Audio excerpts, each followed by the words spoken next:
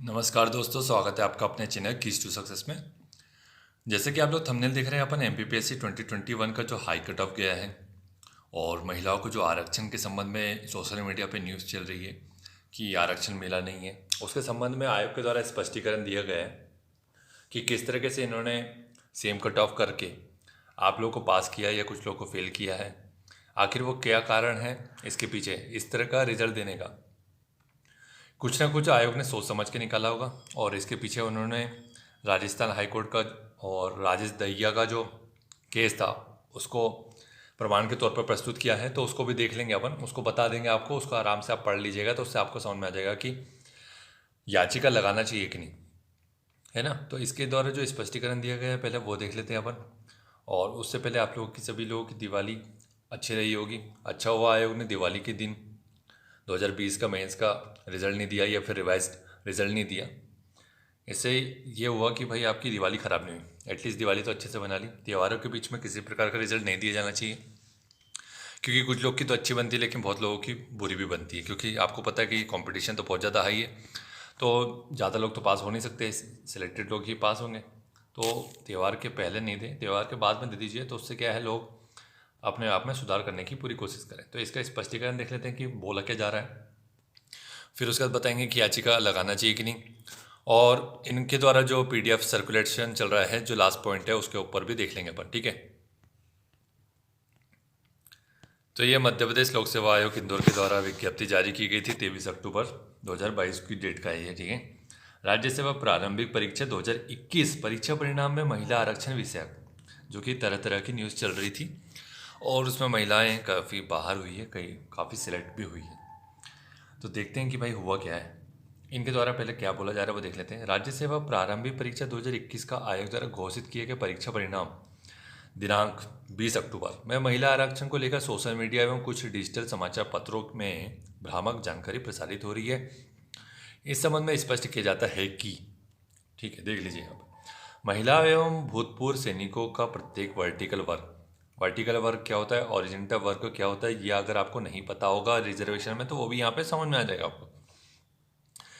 तो यहाँ पर वर्टिकल आरक्षण की बात की जा रही है और ओरिएंटल की बात की जा रही है। फीमेल और जो भूतपूर्व सैनिक हैं, है ना, उनको यहाँ पर रखा जाता है ओरिजेंटल में, और वर्टिकल में फिर आपको पता है SC ST OBC रखा जाता है ना। OBC और फिर UR की कैटेगरी होती है, ये टोटल 100% होता है। अब 100% में भी अगर पर्टिकुलर जैसे OBC की बात कर लें तो जैसे कि अभी 14% के हिसाब से मान के चलते हैं, तो 14% में 33% या 30% महिलाओं को मिलता है। तो 14% में जितनी पोस्ट होगी उसका 33% निकालेंगे और वो 33% के हिसाब से जो भी पोस्ट आती है, जैसे 5-10 आती है, तो उसमें महिलाओं को लिया जाता है, ठीक है। ऐसे ही UR के केस में होता है ना। तो ये सब चीज़ें इन्होंने ऐसे बताई है।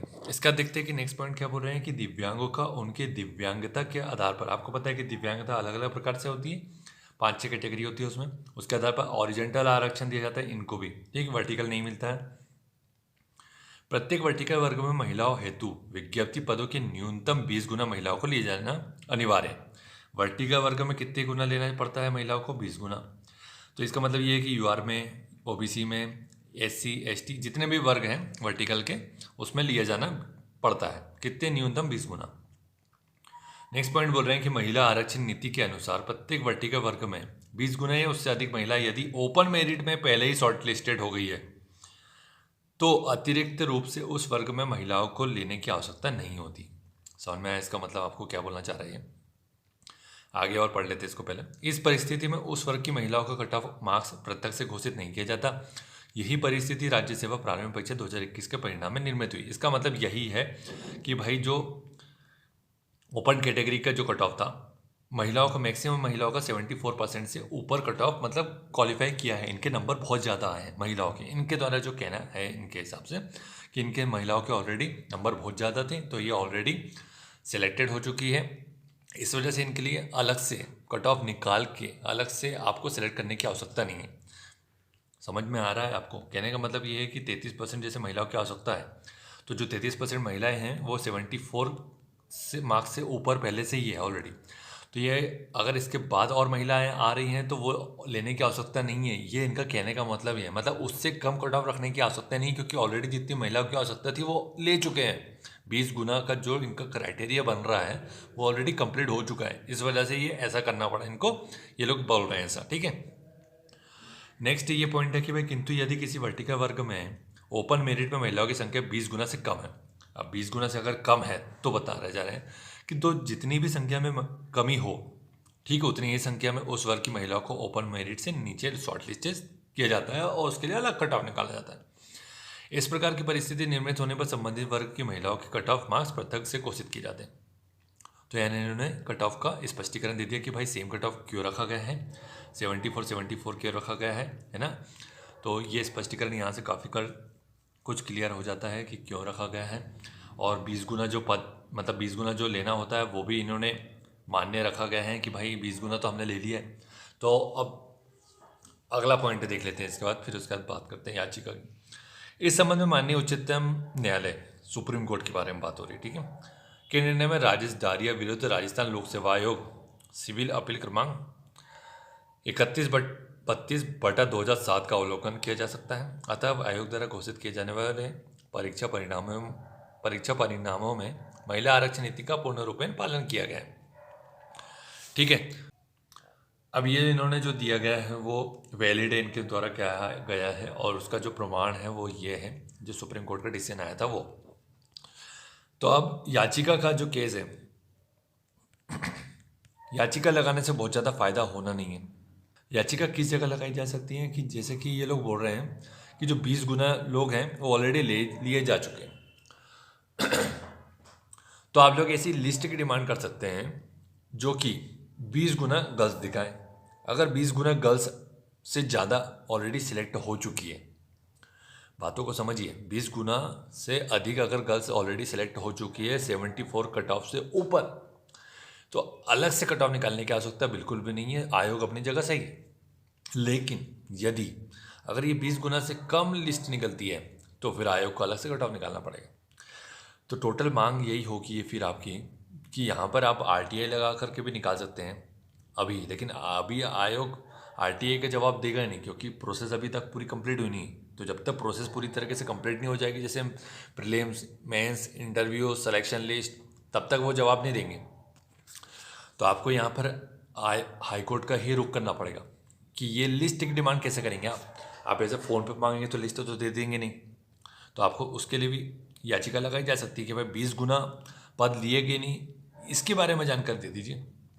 तो अगर ये जानकारी मिल जाती है समय पर तो आप लोग इधर उधर भटकने की आवश्यकता नहीं है, परेशान होने की आवश्यकता नहीं है। जो कट ऑफ आया है बहुत हाई आया है, वो इसमें कोई दो मत नहीं है, बहुत ज़्यादा कट ऑफ है, लेकिन गर्ल्स ने स्कोर भी अच्छा किया है, परफॉर्मेंस अच्छी की है।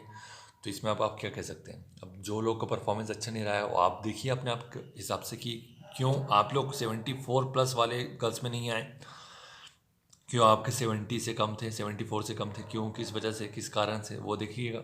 और इसके संबंध में प्रीलिम्स के वीडियो जितने भी डाले गए हैं वो देखिएगा कि भाई कैसे क्या किया जाता है, कैसे किया जाता है ना।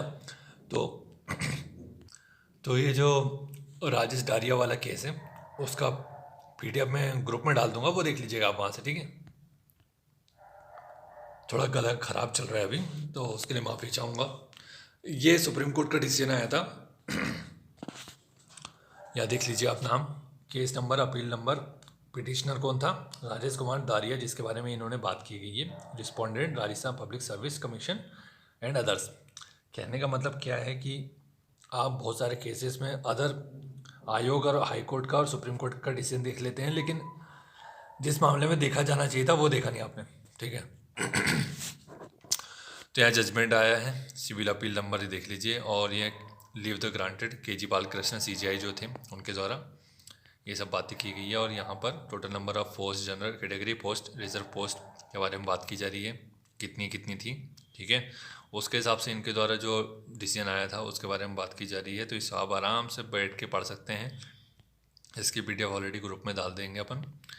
तो इससे आपको बहुत सारे आपके जो प्रश्न हैं वो यहाँ पर सवाल आपको मिल जाएंगे, प्रश्नों का जवाब मिल जाएगा यहाँ पर। और फिर आप जो याचिका के बारे में सोच रहे हैं कि भाई ये गलत तरीके से रिज़ल्ट निकाला है, देखिए उनको 20 गुना लेना है, 20 गुना उन्होंने ले लिया, उनके द्वारा ऐसा कहा गया है। रोल नंबर के हिसाब से अपन काउंट कर नहीं सकते कि भाई कौन गर्ल्स है कौन बॉयज़ है ना।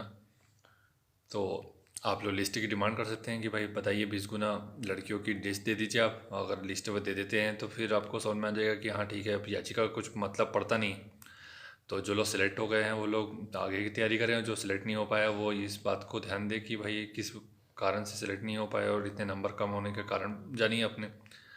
तो आयोग अपनी जगह ठीक भी नज़र आता है कहीं ना कहीं, और पूर्णतः वो सही कब समझ में आएगा जब वो लिस्ट दे देगा।